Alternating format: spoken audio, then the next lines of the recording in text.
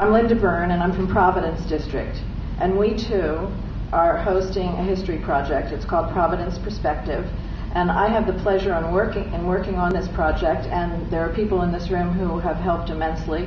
Cora, Sharon, Mary, and a number of others who worked on the Braddock Gold Project. Providence Perspective will be on the internet, and we go from colonial times up to today, concentrating on the second half of the 20th century. We're looking for volunteers to help us with our interviews. One of the things we do is we go out with a recorder. You record the person's memories. You bring it back. We plug it into the computer. We download it onto a disk. We transcribe it. We're looking for transcribers. We're also looking for editors. Whatever you would like to do, as with Braddock Gold, we can use your help. The foundation of this project is the personal experiences of the people who live in our community. And three people, I'd like to share with you just three people that kind of struck me in our interviews. Dolly Hill, whom I went with Mary, and I operated the recorder so I could see how this was done, and Mary conducted the interview, is an African American whose family's been in Fairfax County for 5 generations. Her great-grandfather rode up San Juan Hill with the Black Cavalry in front of Teddy Roosevelt. The family owned land and 3 homes not far from Fairfax Hospital, and in the 1960s, the land was taken by eminent domain for the building of a school. That school was never built.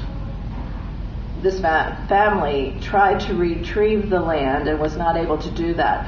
And their frustration over the years and the generations of this having happened, but they were still so positive about Fairfax County and everything that's going on here, was just amazing. Another was Ezra Glasser, a 93-year-old gentleman who's lived in the county since the 1930s. He had a job prior to World War II that was so secret he couldn't talk about it for many years. He did an echometric study of this area and of Germany to decide where bombs would be most effective if they were dropped. And on our side, he was to figure out how we would recover if they dropped bombs in those areas. This man traveled into Washington, D.C. every day for his job, and I said, was that very difficult during the 40s? And he said, oh no, they would send the car for me. The third person I'd like to tell you about is Jackie Bong, later to become Jackie Bong-Wright. Jackie's Vietnamese, born in Cambodia, and came here as a refugee in 1975 with 2 young children. Jackie's first husband was killed in 1971, the day after he was asked to be Prime Minister of Vietnam. He had accepted, and the communists assassinated him. After arriving here, Jackie worked tirelessly to further causes such as international trafficking in women, fair wages back in Vietnam. She teaches English as a second language to the Vietnamese community and to others, and she encourages everyone to vote in elections. So those are 3 people that I've just felt like touched me in doing these interviews. The next person that I'd like to introduce today is Kathy Marinucci, and Kathy